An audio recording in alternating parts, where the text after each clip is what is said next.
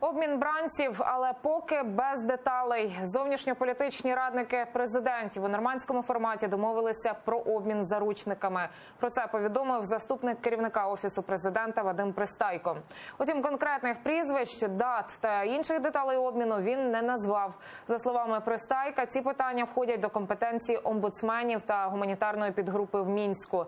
Також він сподівається, що найближчим часом вдасться повернути додому українських моряків.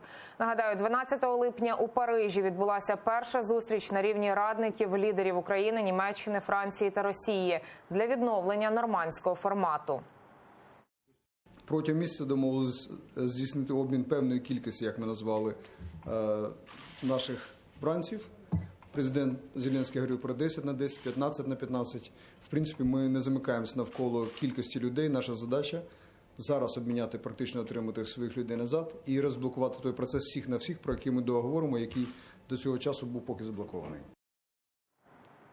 Про звільнення заручників говорили сьогодні і омбудсмени України та Росії. Людмила Денісова і Тетяна Москалькова за результатами зустрічі у Москві заявили, проситимуть президентів своїх країн про помилування ув'язнених.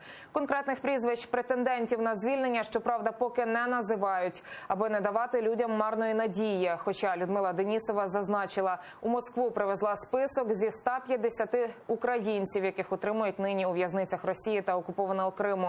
Серед них 24 військовополонених українських моряків. Такий же список, але з громадянами Російської Федерації, які утримуються в Україні, мені передала Тетяна Москалькова. Також ми визначили кейси осіб, щодо яких необхідне термінове медичне втручання незалежних лікарів. Це, зокрема, Павло Гриб, Едем Бекіров, Володимир Балух. Сподіваюся, що найближчим часом їх відвідають лікарі.